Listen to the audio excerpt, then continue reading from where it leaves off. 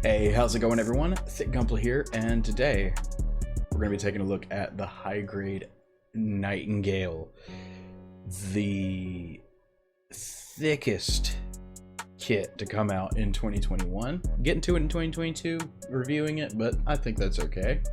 Yeah, get ready for, I guess, a lot of butt jokes, probably, and yeah, this thing's big, so let's get a look at it.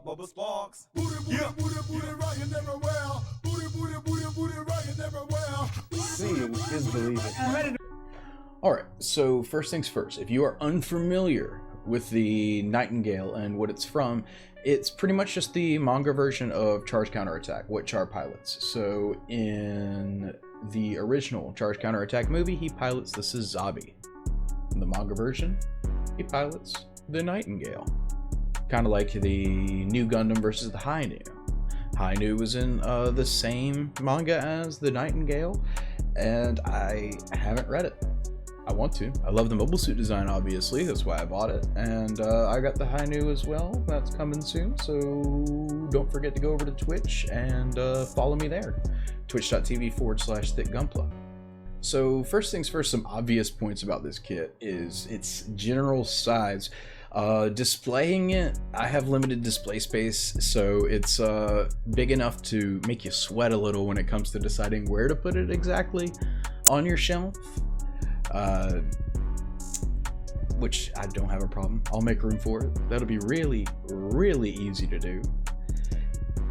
It has beautiful sculpting as far as the kit itself goes. It's just well done. It has detail where it needs to, and where it doesn't, it's not. It definitely is a high grade. It doesn't have all the thrills of like if this was a real grade. Plus I don't know who could afford this thing. If it was a real grade, it'd be well over the $80 price point of it just being a high grade. So your closest bet, if you want a real grade one, you're gonna have to put a lot of work into this to upgrade it and make it look really snazzy. I didn't do too terribly much to it whatsoever. And once again, I hit it with the matte top coat, and that really leveled out everything to the kit, I feel, and it looks really good. Let's take some more looks at it.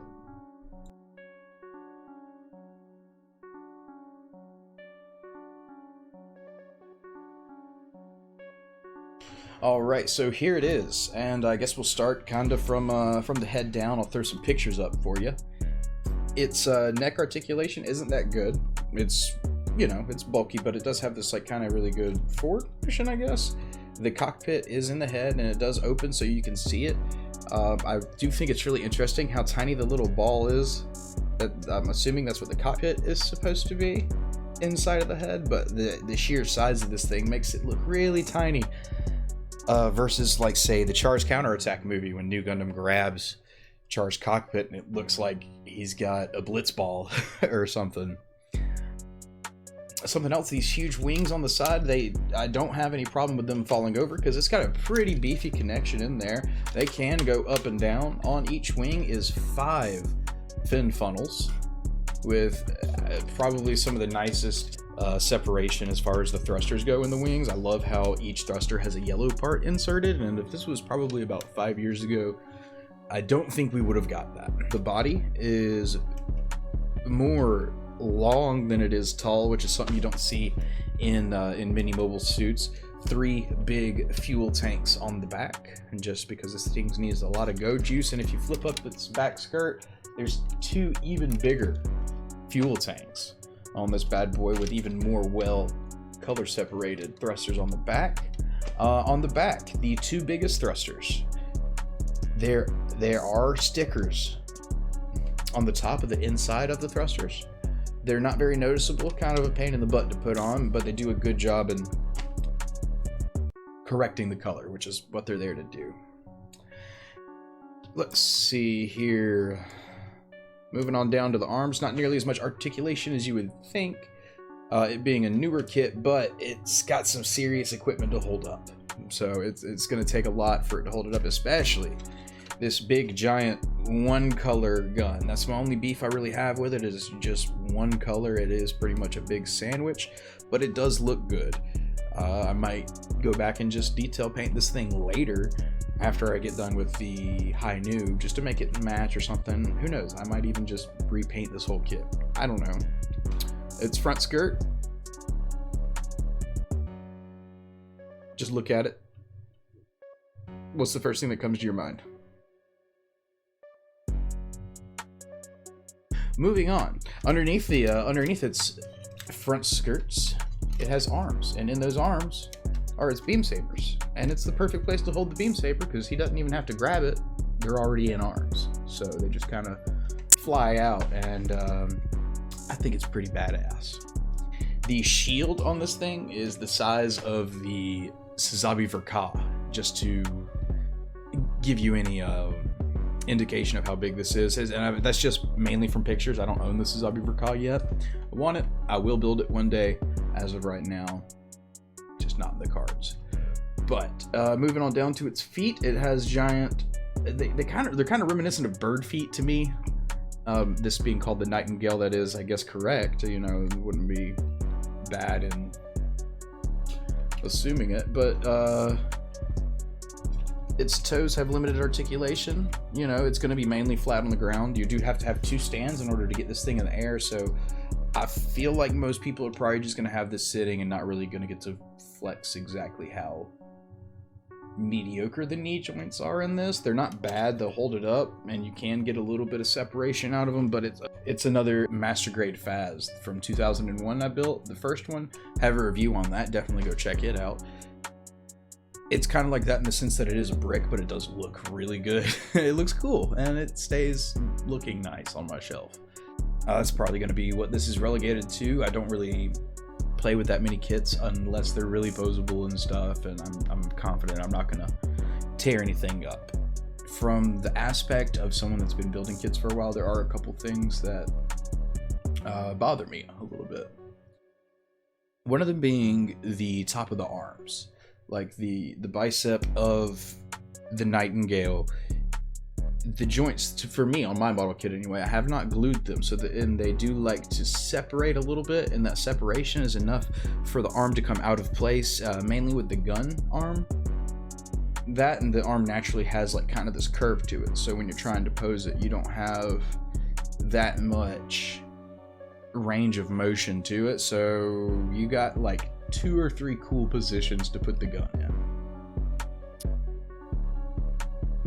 Another thing that might make a few people upset is just how plain it is. There's really no armor separation or anything that has panel lines in it to dictate that like this isn't just one big sheet of metal, like in a lot of the real grades, how they'll color separate and kind of split the armor up a little bit to make it not as one color.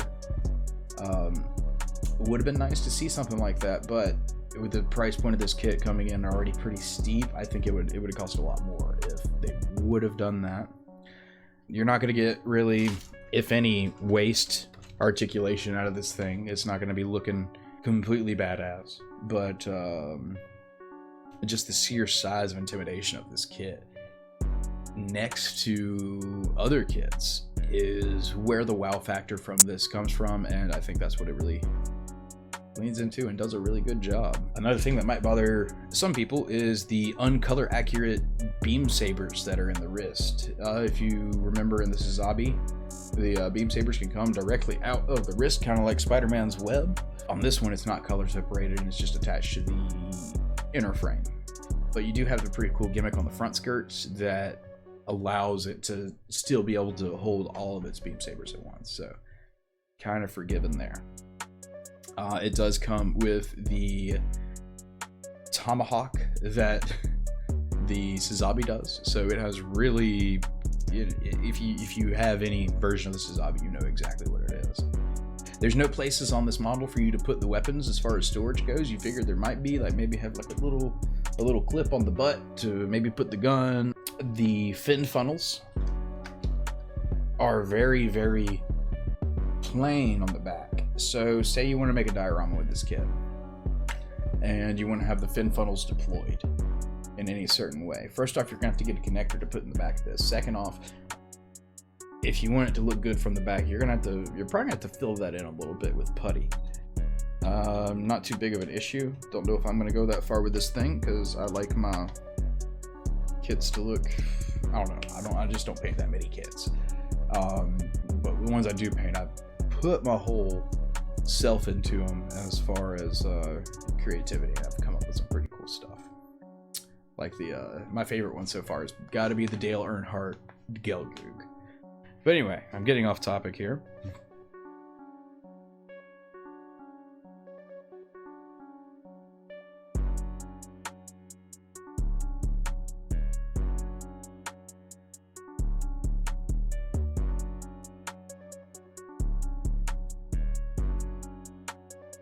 So how does this stack up against the rest of the kits? I think it's, you know me. I love big, jiggly Pixar bomb butts. I could have done so many butt jokes during this video, but I didn't. I did that for y'all. Yeah, this thing, juicy. I'm gonna give this 5 C's. It does have small problems, but the problems can be overlooked. You know exactly what you're getting when you buy this. You don't spend $80 on something and not understand that, hey, this thing's gonna be kind of a brick.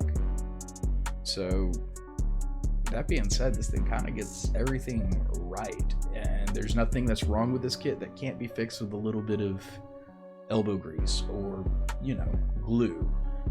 I really recommend it. If you can, definitely pick it up, especially if you want a big surface area to paint on and maybe try to customize this thing. Hit it with a nice, I've seen a lot of people do a cherry red and candy coats on these things, and they look beautiful when they get done. I've already seen plenty of etching parts out for this, water slide decals, and the customization options for this kit are well out there for pretty much attaining any look you want to go for. I highly recommend it. So that being said, 5 C's. It's the maximum thickness you can get so far in my rating system. 100% pick this up. Other than that, I want y'all to go over to my Twitch and help me out there. If not, if you haven't yet already, subscribe to my YouTube channel and my Twitch. Please do so. Twitch.tv/ThickGunpla. I really enjoyed this model kit, and I think that it would really be, like, I think it'd be cool if a lot of people got this. Just because everyone should experience building, like, at this ease. This is a very fun and relaxing build. So yeah. That's about it, y'all. I appreciate it. Y'all have a great day, and thank you for watching.